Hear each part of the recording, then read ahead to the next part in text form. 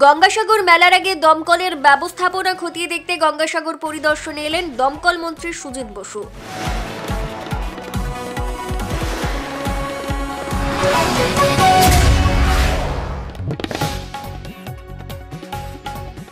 আর মাত্র কয়েকটি দিনের অপেক্ষা, আগামী 8ই জানুয়ারি থেকে শুরু হবে গঙ্গাসাগর মেলা। গঙ্গাসাগর মেলা ঠিক আগেই মেলার পরিকাঠামোর প্রস্তুতি সরেজমিনে খতিয়ে দেখতে 2রা জানুয়ারি গঙ্গাসাগরে পৌঁছলেন দমকল মন্ত্রী সুজিত বসু। এবছর গঙ্গাসাগর মেলার জন্য 11টি অস্থায়ী দমকল কেন্দ্র ও 50টি ইঞ্জিন থাকবে। এছাড়াও অগ্নিকাণ্ডের ঘটনা ঘটলে দ্রুত এলাকায় পৌঁছে যাবে দমকল কর্মী সহ বুলেট। এই বুলেট অগ্নি নির্বাপক সব ব্যবস্থা থাকবে। এছাড়া অগ্নি নির্বাপনের জন্য নদীর জলের পাশাপাশি জলাধার ও পাইপলাইনের জন্য জল ব্যবহার করবে দমকল কর্মীরা। এজন্য গঙ্গাসাগর মেলা মাঠ, কচুবেড়িয়া, লট নম্বর 8 নামখানা পয়েন্ট জনস্বাস্থ্য কারিগরি দপ্তরের পাইপলাইন থেকে জল নেবে দমকল। এজন্য প্রায় 300টি অতিরিক্ত পয়েন্ট করা আছে।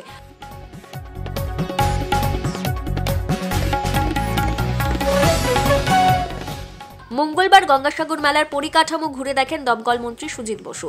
দমকলের সহকারী সচিব মনোজ আগরওয়াল, ডিজি রণবীর কুমার এদিন কচুবেড়িয়া সবকটি জেটি জলাধার ঘুরে দেখেন দমকল মন্ত্রী সুজিত বসু। পাশাপাশি গঙ্গাসাগরের ডিএম মেলা অফিসে দমকল আধিকারিক ও দমকল কর্মীদের নিয়ে বৈঠক সারেন দমকল মন্ত্রী সুজিত বসু।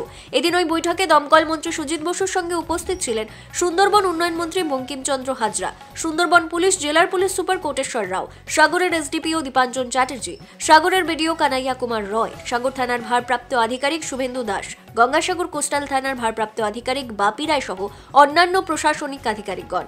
এই ছবি আপনারা সরাসরি দেখতে পাচ্ছেন কাকদ্বীপ.com এর ক্যামেরার মাধ্যমে। এদিন সাংবাদিকদের দমকল মন্ত্রী সুজিত বসু কি বললেন শুনুন। দমকলের তো মেন আমাদের একটা ফায়ার স্টেশন এখানে আছে। এছাড়া আমরা 11টা ফায়ার স্টেশন টেম্পোরারি বেসিসে প্রত্যেকবার যেমন করি এবারেও সেটা করছি। আমাদের মেলা গ্রাউন্ডে টোটাল 11টার মধ্যে 6টা মেলা গ্রাউন্ড হবে, আউটসাইডে 5টা হবে। আমাদের টোটাল 11খানা টেম্পোরারি ফায়ার স্টেশন হবে। এছাড়া হাইড্রেন্ট পয়েন্ট প্রচুর আমরা করছি, যেখান থেকে জলের সমস্যা যাতে না হয়।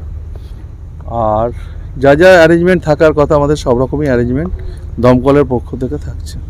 ইঞ্জিন আমাদের তো থাকেই, যতটা প্রয়োজন লাগে ততটাই আমাদের ইঞ্জিন, কিন্তু আমাদের সব জলের এখানে পিএইচির সাথে যোগাযোগ রেখে এই সবে আমরা এখন নেমেছি কচুবেড়িয়া নেমে আমাদের একটা বড় পিএইচির সঙ্গে একটা রিজার্ভার আমাদের আছে, যেখানে 1,37,000 ক্যাপাসিটি।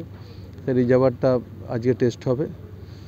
আর ওখানে জলের ব্যবস্থা আছে। ওখানে সঙ্গে কচুবেড়িয়ার যে সমস্ত যারা পিলিগ্রিমস আসবে তাদেরকে ওখানে যাতে ওই সব জায়গায় ফায়ারের অ্যারেঞ্জমেন্ট আমাদের সব ঠিক থাকে। আরেক যে এখন জেটিগুলো পরিদর্শন করছে, এখানে মেন যে 1 নম্বর জেটি ছাড়াও 4টে জেটি দিয়ে যেটা জনসাধারণের জন্য করা হয়। আর একটা মালবাহী সামান আসবার জন্য সমস্ত কিছু করা হয়। এই জেটিগুলো একটু দেখে নিচ্ছি আমরা। এখন 2 নম্বর জেটিতে আছে, 2, 3, 4, 5 এই 4টে জেটি আমরা দেখে নিচ্ছি। এদিন সাংবাদিকদের দমকল বিভাগের ডিজি রণবীর কুমার কি বললেন শুনুন। এখানে 70 বুলেট থাকবে, যেটা বেসিক্যালি এক্সটিংগুইশার আর হাইড্রেন্ট নিয়ে তাড়াতাড়ি ওখানে পৌঁছতে পারে আর এফেক্টিভলি সুপারভাইজ করতে পারে। দমকল পাম্প যেটা জলটা নদী থেকে সরবরাহ করা হবে, যেখানে হাইড্রেন্ট পয়েন্ট নেই, হাইড্রেন্ট পয়েন্ট স্যার যেটা বললেন হাইড্রেন্ট পয়েন্ট থেকে কভার করা হবে। আর তারপরে যে স্মল পকেট আছে, তাড়াতাড়ি রেসপন্স টাইম কম করে যে অ্যাটেন্ড করা যেতে পারে, তার জন্যে বুলেট নিয়ে লোক ডিপ্লয়েড থাকবে ব্যাপারটাকে হ্যান্ডেল করার জন্য। টোটাল বুলেট আছে 70, বাট পার্সোনাল যদি বলেন তো 300+ লোক ডিপ্লয়েড আছে সব মিলিয়ে।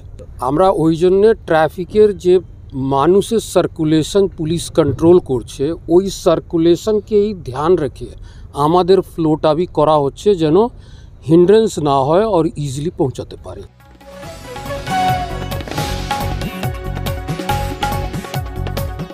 গঙ্গাসাগর থেকে সৌরভ মণ্ডলের রিপোর্ট, কাকদ্বীপ.com।